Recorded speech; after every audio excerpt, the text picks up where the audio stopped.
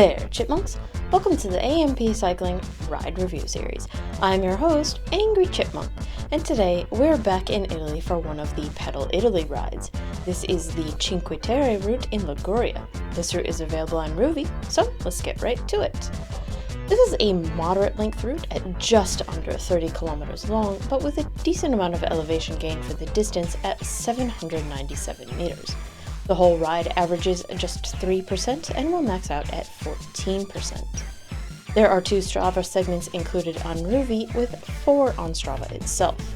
They include the first and second climb and a section of the second climb. I think it's easier to consider this climb as a whole, so I won't go into the smaller section of it. The first 600 meters of the route are flat before you hit the first climb. It is called Climb Out of La Spezia. It's at the 600 meter mark, is 6.47 kilometers long, with 299 meters of elevation gain, averaging 4.6% and peaking at about 9.5%. Strava considers this to be a Cat 3 climb. This is somewhat of a 2-part climb, and that the last couple of kilometers do ease a bit after the falls flat, but not by much. For the most part, you'll be seeing 5 to 7%, with a few sections lower and higher. The peak gradient is quite early in the climb and is pretty short. There is a small section of falls flat, and after that the gradients stay mostly around 4 to 6%. This is a climb that is doable big ring if you just want to go for that slower grind. It isn't very difficult, just pretty long. There is a long descent before the main climb of around 7 kilometers. This is a great place to push pretty fast and hard. It's not all fully green like some descents, but that makes it a bit more interesting than just sitting at the max Rouvy speed the whole time. The main climb is Casabianca, is at the 14.6 kilometer mark, is 4.5 kilometers long, with 354 meters of elevation gain, averaging 7.9% and maxing out at 14%. Strava considers this one to be a Cat 2 climb. Immediately when you start this climb, you'll be seeing 8 to 9% and it steepens from there. It's quite a bit of a twisty road, so you do see some of that quarter gradient style where the entrance is a bit mellower and steepens out of the corner. There are some spots of lower gradient, but it's mostly all around that 7 to 9%, with a number of extended sections over 10%. They aren't super long, but there are quite a few of them. Around 2 kilometers left in the climb, there is about 500 meters of falls flat. It's extremely mellow at around 1.5%. The remainder of the climb is its own segment on Strava as well. Once the gradients steepen again, you'll immediately see 10+%. The darker orange sections here are a bit longer than the first bit of the climb though. There's a nice long mellow section to the final climb and segment. It's a mix of some downhill, flat, and mild uphill. The final climb doesn't have a segment, but leads into the final segment. It's at the 26 kilometer mark, is about 2 kilometers long, with around 85 meters of elevation gain.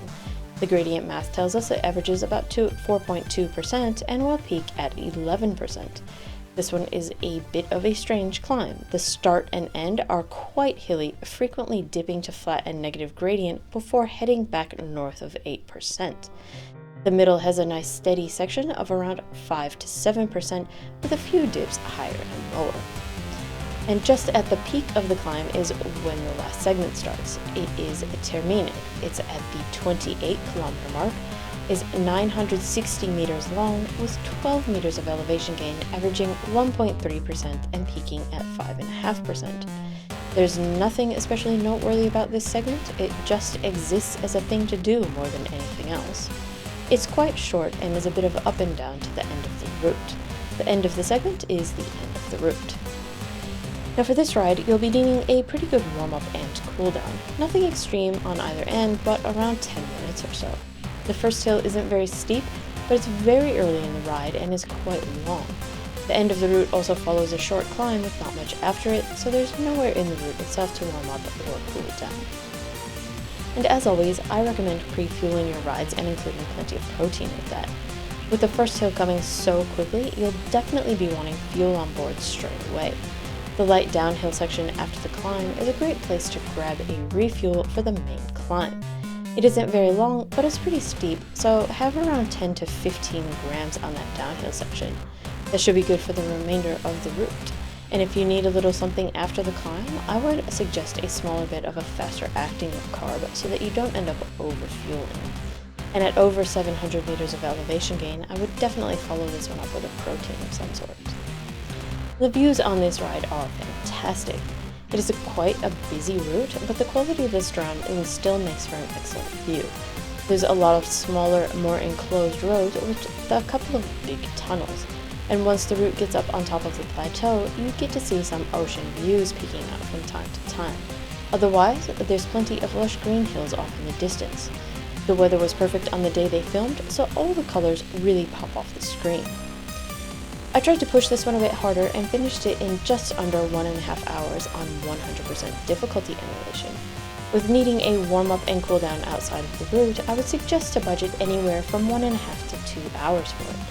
I wouldn't say it's good for those with time restrictions. However, given that there's a couple of really nice long downhills in this route, you could definitely stop midway and pick it up again at a later time. Overall, this is a fantastic route that I would definitely recommend for any intermediate level rider and up. It has a great view and 2 really good climbs.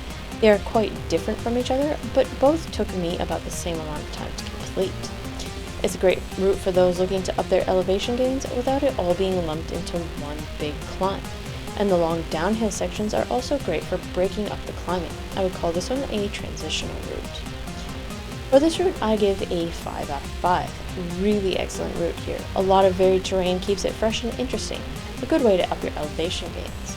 For the climbs, 1.5 out of 5, 3.5 out of 5, and 1 out of 5. The first climb is long more than difficult, and the last is tougher than you'd expect for such a short distance. The main middle climb is a challenge, but it's not overwhelming. If you're a newer climber, focus on saving your energy for the main climb at the expense of the other 2. For the view, 5 out of 5. It's fantastic. The smaller enclosed roads give a nice immersive feel even with the large amount of traffic. I remembered that this one had heaps of ocean views, but when watching it back I realized they are actually quite sparse. They really stuck out in my memory as a highlight. And overall, 5 out of 5. Definitely put this one in your ride queue. It's a multifaceted route good for a large variety of riders. If you're a more experienced rider and climber, this is just a really good route that can be a nice evening spin. And if you're midway on your climbing journey, this is a really good way to up your gains. Well, that's it for this review, so thanks for watching, chipmunks. Let me know what you think of the Cinque Terre route when you complete it. I'll leave you to finish the rest of the ride, and I'll see you in 2 weeks for another review. Until then, ride on, chipmunks! Ride on!